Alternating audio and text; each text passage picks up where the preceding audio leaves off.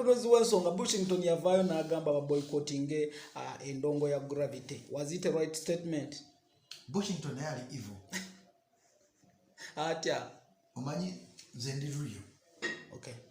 Bushington mbadde ne mu industry y'endongo muno.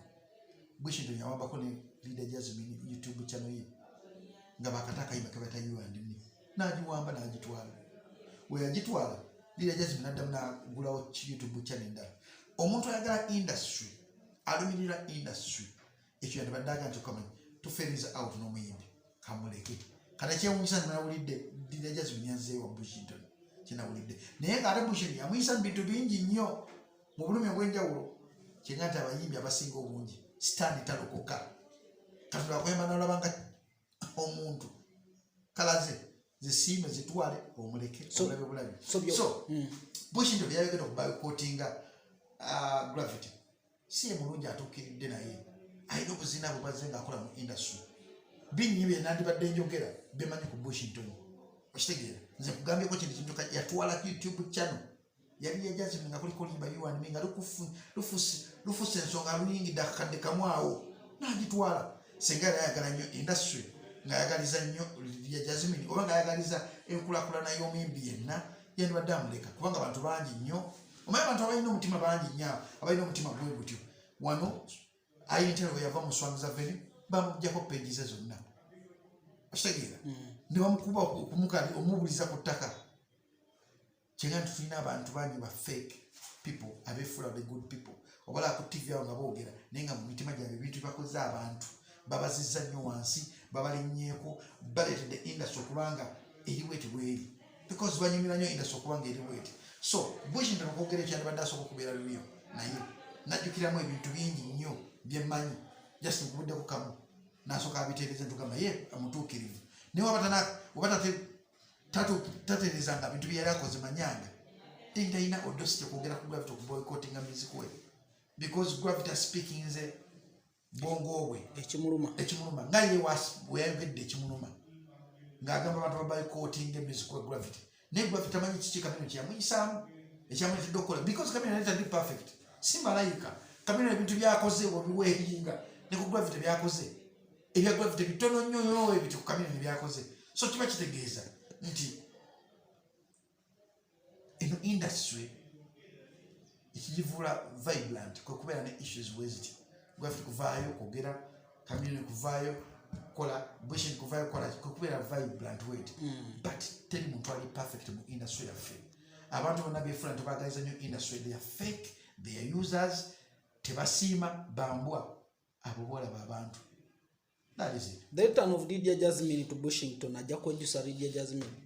Lydia Jazmine artist mulungi bwakabi nnyo era nza nnoma nganza omuntu but bw'aba yaze wa Bushington nga Bushington yakirako ku makya n'amuggyako YouTube channel ye kati alinde ekitwala obulamu ajja kitegeera. Alinde ekitwala obulamu ajja kitegeera. Omwe bagamba stand tabukoka. That's what they say. Stand tabukoka. Bw'aba yatwala YouTube channel ye kale sawa zino n'akyusa bamanaja bangi nnyo n'atuukira n'agamba kanzire wa Bushington n'addayo byempulira banga bituufu Jazmine nga yaddayo wa Bushington nga Bushington saaza nga manaja we kale kinaddako kijja kutwala bulamu. Trust me. Gravity okuvayo n'agamba nti nno Kamino amusobola nundongo kibadde kyetaagisa era kituufu amusobola. Kino bw'ekikuba mu ttooki amanyi kavubuka ono asooka okuleetera okulowooza nti nno osinga bazadde bakutegeera era kavubuka ono asooka okuleetera okulowooza nti nno gw'amaanyi asingayo ku kyalo but awakola ebinume omuganda atwagamba kati gravity zonna ennyimba zo wazigattagatta n'agamba nti nasobola Kamiliyoni. Nze kulabye mba neewuunya kubanga Kamiliyoni omu ku basajja I think bukyanga Uganda ebeerawo era asinze okutunda Uganda okuvirira ye Eddie Kenzo ne Red and Weasel. Abantu basatu abo bakoze ebintu ebiri unique oba oyagala watoyagala oba toyagala kutegeera nti Red and Weasel bakola ebintu ebiri unique bakuba ennyimba ne bakyusa industry yali etambula bakamyuni baali bagitulimbira nti bo ba big 3 teri muntu abalijjamu ne bajja negati mulimba tujja kuwakuza tubayingiremu tubeere ba number 1 tuwete n'abantu abalala good life yakuba akajjiweeti netufuna ba David Vitalu netufuna ba Eddie Kenzo okitegera ekitaaliwo edda so nze ntunula nyo negamba nti mu bantu katonda be yawa abali gifted mu Uganda muno nga bayimbi Chameleone is one of a kind era nze mba nesente nga nti Jacob tukwadde milioni 10 eza dola muyimbi ki mu Uganda asobola okulwana n'aba Nigeria aliyono nga nze ndi Kyalwaidi Kenzo mwagala nnyo but Chameleone katonda yamuwa ekintu ekiri unique mu bonna.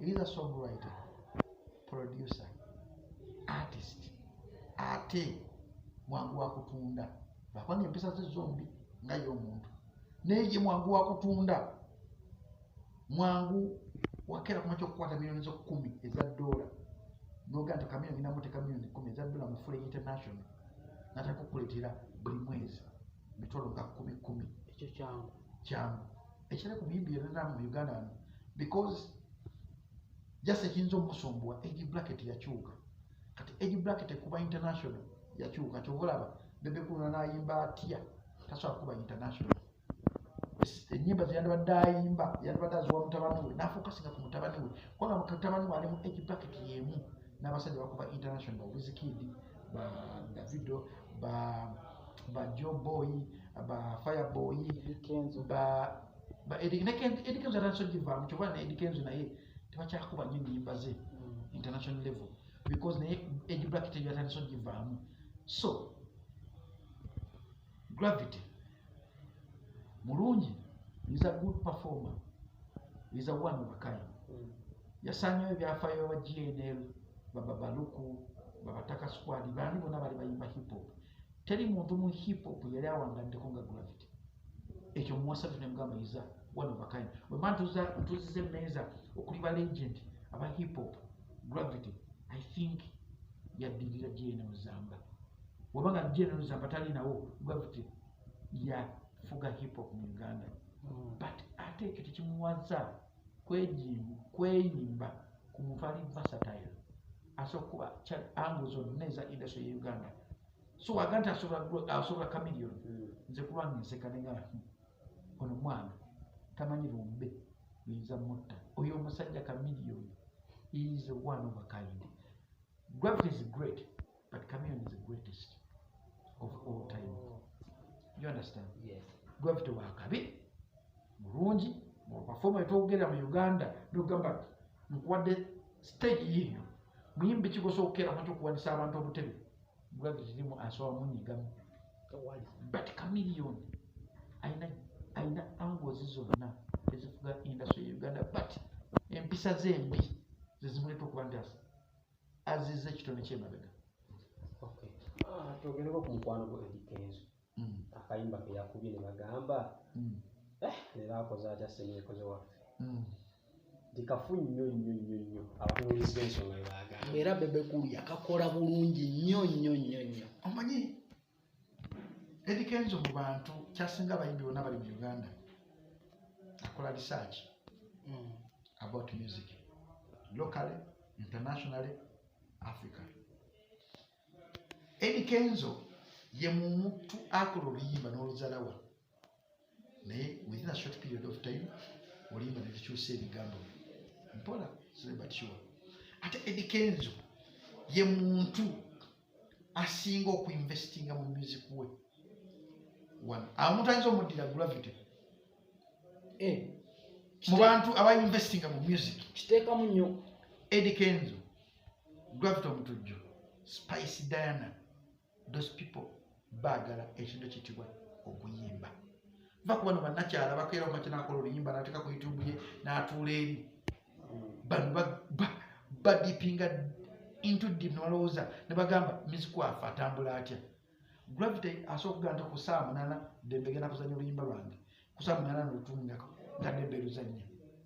Kenzo asooka okutegeera nga nti mu East Africa oluyimba luno lukola kiki ekiriwo ekyo oluyimba lukola n'alukanyako n'alutunuulira n'alusoma n'alutegeera ekitali ku muyimbi mulala kati Eddie Kenzo kujolaba nga mistake gwenga omuntu ye success ye nze nkaana nnyo ng'akola ennyimba n'afulumya ennyimba mugamba leero olimba naga gweduwe mu time within a short period of time status n'afugoyinga viral n'akoza mu kasona nagamba so tekyomera matama abiri bw'oba bon Africa abantu bamwagadde nga baagala ba Bebe Cool bagenda n'owa Bebe Cool owadde Kenzo bamwagala bajja musiima bajja mutegeera era Eddie Kenzo si Fire Lutaaya yazzeemu oluyimba tiyazzeemu kusinga Fire Lutaaya tiyazzeemu kufaanana Fire Lutaaya yazzeemu kuluguza aba Eddie Kenzo fans abali mu ligimu ye ekyo tunakitegeera ne tukiyiga nti Bebe Cool yaluddamu oluyimba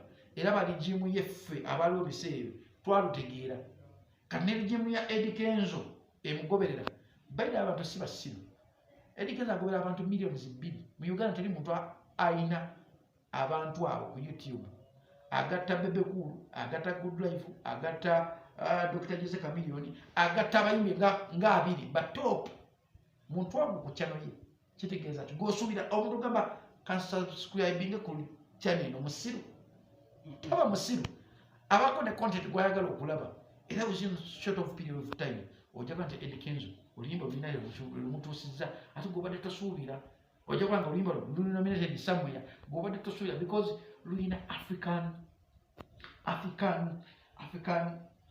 lulina ekintu kya Africa kye lulina otuna firimu esaawa zino ezirimu okufuluma Wakanda Forever alimu ekintu kya Africa gwogamba lwaki abazungu batumya nnyo Africa esaawa zino bakola firimu zaabwe ogamba bo basiru gwosuubira nti Eddie Kenzo okuddira fiimu ya Africa n'agiteeka mu luyimba ogamba ye musiru Wakanda Forever mulimu paati za Uganda wemuga Wakanda Forever emu ku firimu ekyasinza okutunda erimu paati eza Africa eza Uganda gwogamba Kenzo musiru okuddira kina kye yakoze ekyo n'akiteeka mu fiirimu eyo kati tunula dda ku TV yo wekkaanyi within a short period of time bone in Africa ajja kwewuunyisa